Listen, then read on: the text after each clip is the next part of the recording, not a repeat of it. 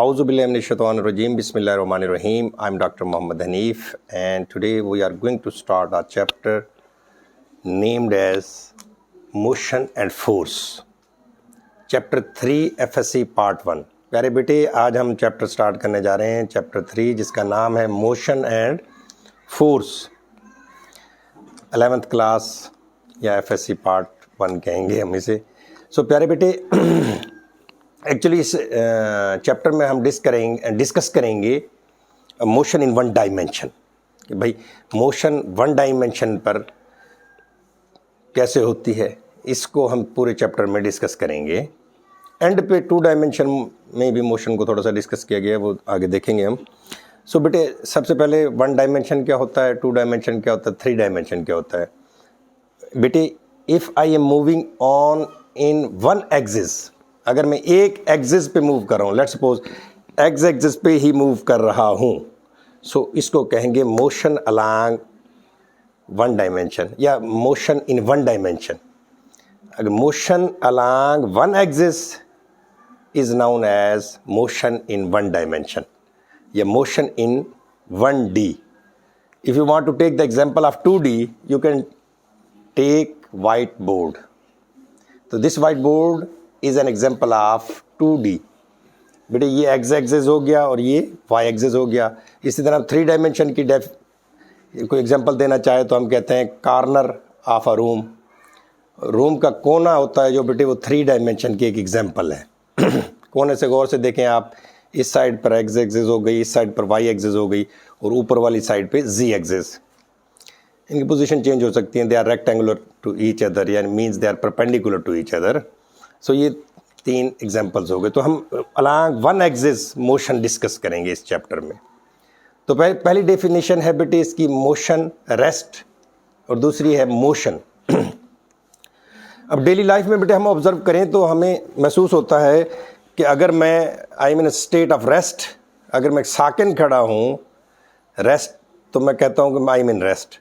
अगर मैं दौड़ लगा रहा हूँ या वॉक कर रहा हूँ तो I am feeling I am in motion. Actually scientifically ये डेफिनेशन ठीक नहीं है. जो हमारी ऑब्जर्वेशन है ये डिपेंड नहीं करती मोशन और रेस्ट पर, ये ऑब्जर्वर पे डिपेंड करती है. So rest and motion they are relative. What do you mean by relative? Relative means बेटे, जो दूसरा बंदा हमें दूर खड़ा होकर ऑब्जर्व कर रहा है उसे कहते हैं ऑब्जर्वर. ये ऑब्जर्वर की स्टेट पे डिपेंड करता है कि हम मोशन में हैं या कि रेस्ट में हैं.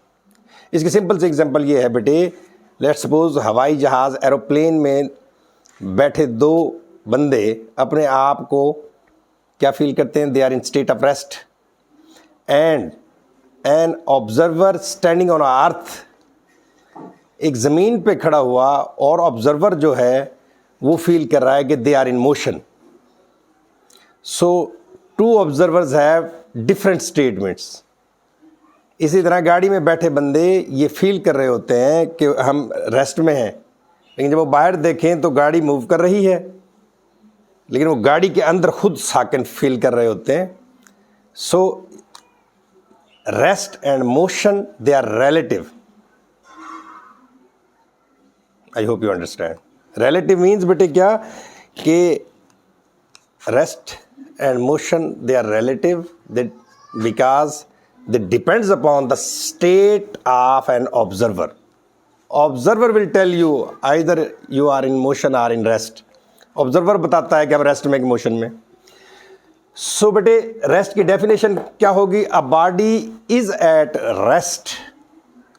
A body is at rest if it does not change its position with respect to an observer. एक बॉडी रेस्ट में होगा, साकिन होगा, अगर वो अपनी पोजीशन चेंज ना करे with respect to an observer, यानी किसी ऑब्जर्वर के हिसाब से अगर हम अपनी पोजीशन चेंज ना करें. एक बंदा हमें देख रहा है और अब हम अपनी पोजीशन चेंज ना कर रहे हों, एक जगह खड़े हों, तो वो ऑब्जर्वर कह सकता है कि we are in state of rest. फिर मोशन क्या होती है बेटे? A body is in state of motion. अपनी तरफ से बना सकते हैं definition. A body is in a state of motion if it change its position with respect to an observer. अच्छा, एक दूसरे तरीके से और कह लेते हैं हम, a body is in motion, a body is in motion if it is changing its position continuously with respect to an observer. अगर एक बॉडी या एन ऑब्जेक्ट अपनी पोजीशन को कंटिन्यूसली चेंज कर रहा हो with respect to an observer, तब हम इसे कहेंगे it is in state of motion. Continuously लिख दें तो अच्छी बात है, ना लिखें तो कोई मसला नहीं है. If a body changing its position with respect to an observer, then this body is in a state of motion.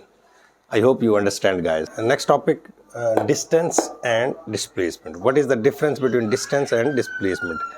बेटे distance और displacement में फ़र्क को जानने के लिए मैं एक छोटी सी एग्जांपल लेता हूँ. बेटे एक बंदा है, उसने टूवर्ड्स ईस्ट मूव किया 15 किलोमीटर, फिर टूवर्ड्स साउथ आया वो 10 किलोमीटर, फिर टूवर्ड्स वेस्ट चला गया अगेन 15 किलोमीटर. सो अब कोई पूछे कि इतने टोटल डिस्टेंस कितना कवर किया, तो बेटे इस सारे डिस्टेंस को हमें जमा करना पड़ेगा. मसलन 15 + 10 25, 25 + 15 40.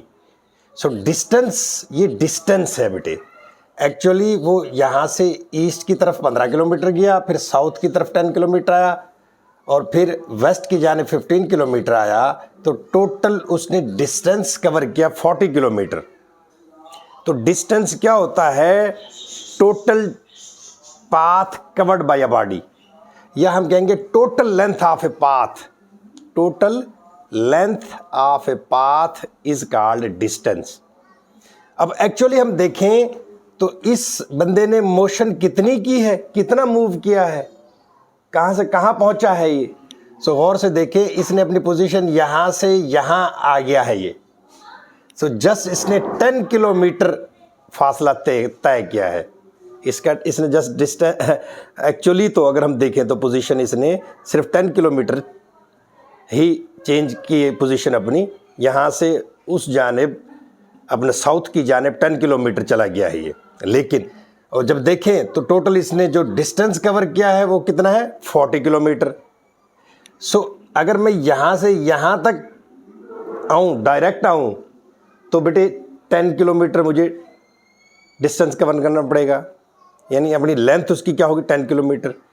तो ये जो बेटे टोटल लेंथ ऑफ पाथ है, ये कहलाता है डिस्टेंस.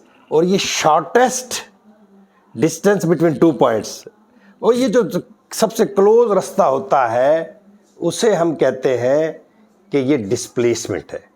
और डिस्प्लेसमेंट वेक्टर क्वांटिटी होती है. उसमें हमें हमेशा सिमत का बताना लाजमी है, डायरेक्शन लाजमी बताना होती है कि भाई ईस्ट की जानिब है, वेस्ट की जानिब है, नॉर्थ और साउथ की जानिब है. तो डिस्प्लेसमेंट क्या होता है? चेंज ऑफ पोजीशन होता है. डिस्प्लेसमेंट क्या होता है बेटे? Change of position. और डिस्टेंस क्या है? डिस्टेंस क्या है बेटे? Total length of the path. मतलब कहने का है कि मैं यहाँ से यूनिवर्सिटी ऑफ नारोवाल जाना चाहूँ, so there are many ways to go to the university of Narowal. तो कर्व रोड है, मैं यहाँ से यहाँ जाऊँ ज़फ़रवाल बाईपास से जसड़ बाईपास, और फिर यूनिवर्सिटी ऑफ नारोवाल चला जाऊँ. और एक डिस्टेंस है, अगर यहाँ से बिल्कुल सीधा यूनिवर्सिटी ऑफ नारोवाल एक सड़क जाए, तो ये शॉर्टेस्ट डिस्टेंस कहलाता है बेटे. शॉर्टेस्ट डिस्टेंस को हम डिस्प्लेसमेंट भी कहते हैं. फ़र्क सिर्फ इतना सा है कि अगर मैं बहुत लंबा सफ़र करके वहाँ यूनिवर्सिटी ऑफ नारोवाल पहुँचूँ, तो ये total length of the path ये कहलाएगा डिस्टेंस, और shortest distance between university of Narowal and me is called displacement. और displacement is a vector quantity, इसमें डायरेक्शन को भी मेंशन करना पड़ता है. So the difference between distance and displacement बेटे वो क्या है? Length of path between 2 points is called distance. Length of the path, कोई भी रास्ता है जो जा रहा है यूनिवर्सिटी ऑफ नारोवाल को, चाहे वो कर्व शेप में है, कहीं से भी मुड़ तोड़ के जाता है, वहाँ पहुँचता है, तो इसकी टोटल लेंथ को हम क्या कहेंगे बेटे? डिस्टेंस. अच्छा, बट डिस्प्लेसमेंट क्या है? The change in position. The displacement क्या है बेटे? Change in position of a body from initial to final point. ये लास्ट में लिखना है, बहुत अच्छी definition. The change in position, the change in position of a body from initial point to final. यहां से मैंने जर्नी स्टार्ट की, ये मेरा इनिशियल पॉइंट, और जहां पहुंचा वो फाइनल पॉइंट। सो ये चेंज इन पोजिशन होगी from initial point to final point. दूसरी definition, shortest distance between two points is called displacement. अभी हमने पढ़ा था बेटे। डिस्टेंस क्या होती है? स्केलर क्वांटिटी होती है, और डिस्प्लेसमेंट मैं बता चुका हूं वेक्टर क्वांटिटी होती है, डायरेक्शन बताना पड़ती है। इसका फार्मूला क्या है डिस्टेंस का? s is equal to v cross t. s is equal to v cross t. और बेटे वेक्टर अपना डिस्प्लेसमेंट वेक्टर क्वांटिटी है, और इसका फार्मूला क्या है? D vector is equal to v cross t. ये भी वेलोसिटी है। लेकिन ये जवाब स्केलर है इसका। अच्छा, दूसरा, magnitude of displacement equal to the distance. तो सम टाइम ऐसा होता है कि मैं यहां से यूनिवर्सिटी ऑफ नारोवाल की मैंने एग्जांपल जो ली, लेट सपोज एक ही सड़क हो और वो बिल्कुल सीधी हो, तो इसका मतलब है डिस्टेंस और डिस्प्लेसमेंट एक हो गए इसमें। So magnitude of displacement is distance. यानी हम सिर्फ एक डायरेक्शन को हटा दें और मैग्नीट्यूड फाइंड कर लें डिस्प्लेसमेंट का, तो डिस्टेंस ही होगा ना बेटे, क्योंकि डिस्टेंस में हम डायरेक्शन नहीं लिखते। तो magnitude of displacement equal to the distance. Unit क्या होंगे? सेम होंगे, मीटर होंगे। फिर उसके बाद डिस्प्लेसमेंट क्या है? इन स्ट्रेट लाइन। अच्छा, एक और बात, इन स्ट्रेट लाइन अभी बताई थी मैंने आपको, in straight line distance and displacement coincides to each other. In straight road, in straight line, distance and displacement को इनसाइड विद ईच अदर, यानी वो आपस में मिल जाते हैं, एक हो जाते हैं, एक तरह के लगते हैं हमें डिस्टेंस और डिस्प्लेसमेंट, लेकिन फ़र्क है इनमें। डिस्प्लेसमेंट में डायरेक्शन शो करना पड़ती है। यूनिट मीटर, उसका भी मीटर, इसका भी मीटर। ये बेटे जो डिस्प्लेसमेंट है ये हमेशा लेस देन आर इक्वल होता है किसके? डिस्टेंस के। और हमने देखा ना, कर्व्ड पाथ से गए तो हमने ज़्यादा फासला तय किया था, और अगर हम सीधे पाथ से जाएं, स्ट्रेट पाथ से जाएं, तो हमें डिस्टेंस कम फासला कवर करना पड़ेगा। इसलिए ये लिखा हुआ है कि d vector is always less than or equal to s. Less तो हमेशा ही होगा डिस्प्लेसमेंट, क्योंकि शॉर्टेस्ट डिस्टेंस को हम डिस्प्लेसमेंट कहते हैं। इक्वल कब होता है? If the path is straight, if we are moving in a straight line, then distance and displacement coincide with each other। अच्छा बेटे, सिमिलरली इसी पैटर्न में डेफिनेशन हो गई वेलोसिटी और प्यारे बेटे स्पीड की हो जाएगी। वेलोसिटी और स्पीड की आपको पता है, time rate of change of displacement is called velocity, या rate of change of displacement is called velocity. So time rate of change of displacement of a body is called velocity. Velocity क्या होती है? Vector quantity होती है। और velocity को क्या लिखेंगे? D over T. वेलोसिटी को क्या लिखेंगे बेटे? D over T. स्पीड क्या होती है? Distance cover by a body per unit time. Distance को एस से जाहिर करते हैं, distance covered by a body per unit time, यानी means S over T.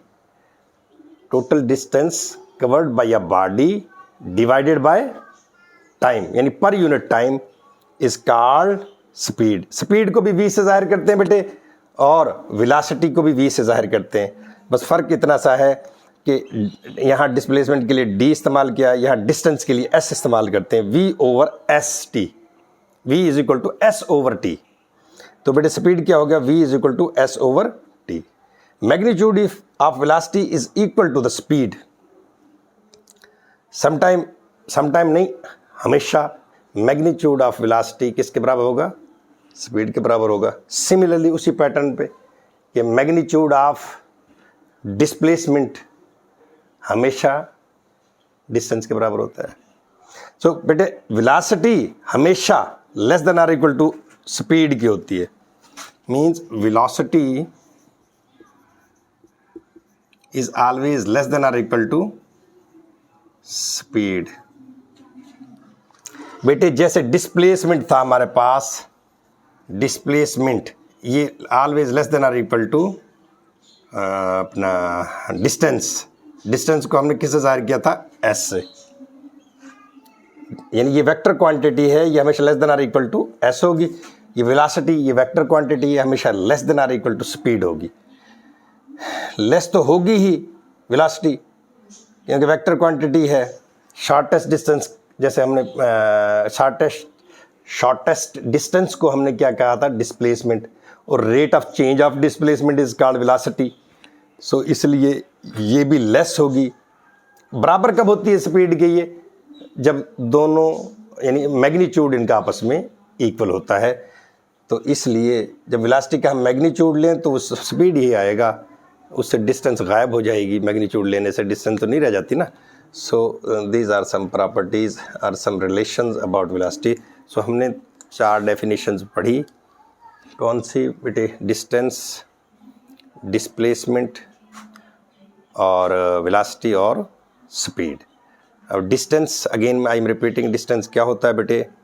Distance total length of the path, यानी जो भी सड़क है उसकी टोटल लेंथ को हम अगर मैयर कर लें, जहाँ से जहाँ हम अगर इस पॉइंट से वहाँ पॉइंट पर गए हैं तो डिस्टेंस कहलाता है। डिस्प्लेसमेंट क्या होता है? शॉर्टेस्ट डिस्टेंस बिटवीन 2 पॉइंट्स इसका डिस्प्लेसमेंट। डिस्प्लेसमेंट वेक्टर क्वांटिटी होती है और डिस्टेंस स्केलर क्वांटिटी होती है।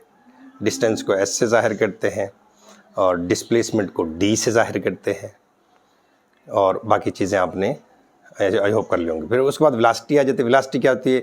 Rate of change of displacement is called velocity.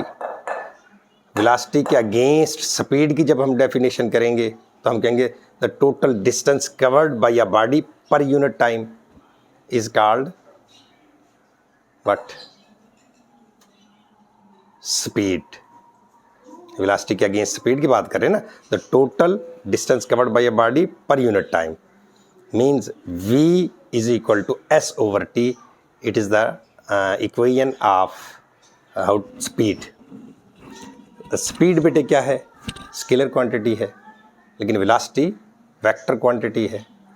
और ये हमेशा velocity less than or equal होगी स्पीड के, जिस तरह डिस्प्लेसमेंट हमेशा लेस देन इक्वल होता है किसके?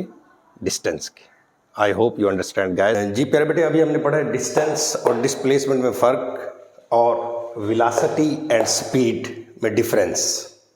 सो बेटे, how to draw a graph of distance and displacement.